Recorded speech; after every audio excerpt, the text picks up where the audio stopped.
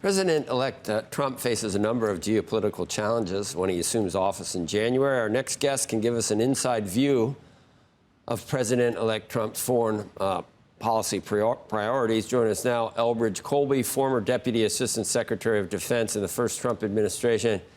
Bridge, thanks for joining us. And you're a long proponent, I know, of peace, I guess, through strength and through a strong military. But one of the questions I've been sort of grappling with, and I've asked some people recently, is harkens back to the red line. And I don't think the rest of the world really believed the Obama administration about the red line. And as it turned out, it either kept moving or it was never enforced. I also think of more recently the don't, when they'd say don't, and it was like some nebulous, ridiculous, glib answer that, you know, the mullahs in Iran just rolled their eyes when they heard don't.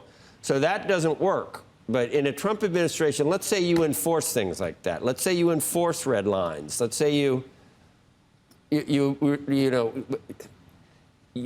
actually act on your threats, whatever that is for you to do. Does that not increase the possibility of a larger conflict? Well, great to be with you, Joe, and thrilled by the result here. Decisive election of President Trump here, and I don't speak for him or make any presumptions. But I think on your point, what I would stress about President Trump's record, which I think is very important and what we need, is, yes, that strength part, but also more flexibility. I mean, if you look at his policies on things like Ukraine, on the Middle East, on China, on North Korea, there's a combination. Both you and I think, are students of President Nixon's record, President Eisenhower's record. There's a combination of, yes, our adversaries fear President Trump and his strength and unpredictability, his willingness to deploy force, like in the Soleimani case, but also a flexibility. I mean, I think one of the points that's so compelling, and I think people can see it with their lying eyes, about why the Ukraine war broke out under President Biden is not only the perception of weakness that you're talking about, but also a kind of rigidity about the political situation. For instance, insisting on Ukraine's eventual NATO membership when it's kind of an open secret that that's not going to happen. How does that make sense? So I think what President Trump, who's ran on a peace platform, but a peace through strength platform, as he said in his I think very compelling acceptance speech or celebration speech, I don't start wars, I end them, I think, are words to that effect. That's not just saying going around Tony Blinken style and begging everybody to stop fighting. It is strength, but it's also that kind of flexibility and openness to negotiating even with our opponents, which kind of, frankly, used to be common sense in this country among Republicans and Democrats, but has lately become controversial in a way that I think has helped to lead to the disastrous straits that we're in now.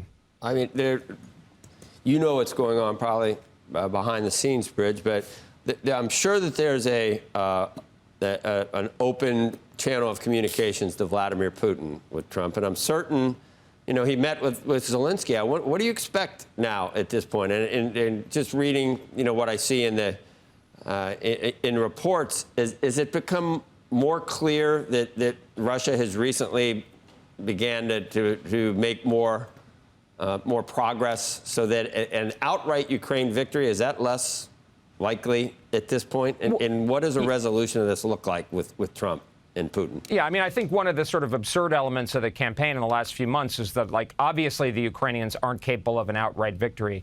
I mean, that's now the U.S. and the New York Times reporting, the U.S. intelligence community is saying that it's not even a stalemate, that the Russians are making gains. I hope President Trump has an opportunity and a channel to President Putin and others. And I mean, he's not revealed his precise plan, but that's fairly common. But I think what we've seen is he's open to talking to President Putin. Vice President Vance has suggested some possible bases for what that conflict might look like. The resolution of the conflict might look like. I don't think we know, but I think there's definitely a possibility. And I think the Russians, obviously, their economy has done reasonably well compared to expectations, but they'd like to get out of the situation that they're in. So I think there is a very reasonable basis for hoping to end this conflict. Do you think that it was one of the goals of the United States and Lloyd Austin to have the Russian army depleted from letting this go on, just so it strengthens our position in the future? Well, this is one of the key points, Joe, that I would really stress is that, people talk about, Lloyd Austin and others talk about degrading the Russian army, but that's actually not what's happened. The Russian military has actually ended up possibly stronger than when it started, and it's on that trajectory. So in some sense, that's, from a cold, calculating point of view, that's to our benefit, despite the losses.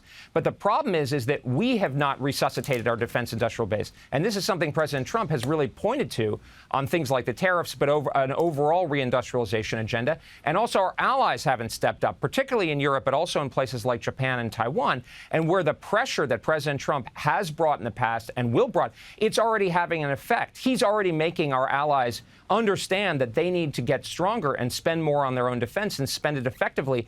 People were talking a lot about Trump proofing. My view was like, well, that he's doing you a favor. So that's the kind of actually ends up being a better situation. I mean, the Journal was reporting this, allies are worried. They should be worried. It's a dangerous world.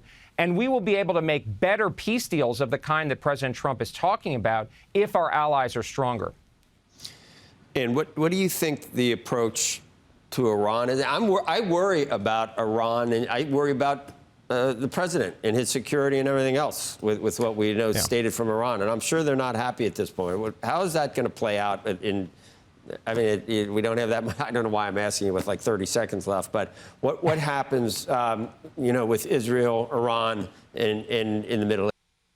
Well, I think just quickly, you see strong support for Israel and understanding that it's in a tough neighborhood and is going to need to take measures and, matters into its own hand and backing them up rather than nagging them and constantly trying to sort of badger them, as you've seen with this administration. And then Iran, I think there's a very clear playbook that President Trump led in his last term, and that hopefully would happen again, which is, running down that money that they've got. They've been, gone gangbusters in terms of what's in their coffers, which allows them to support not only their own military, but the Houthis, Hamas, Hezbollah, et cetera. So draining that, building on the Abraham Accords model to empower our allies, stop the finger wagging at people like MBS, but have a really good relationship with the Saudis, the Emiratis. I think President Trump is poised to be to bring, the Middle East is not going to be, they're not going to be flowers of peace and democracy breaking out all over the place like the neoconservatives have falsely promised. I think President Trump's very aware of that, but we can get to a better and more stable situation.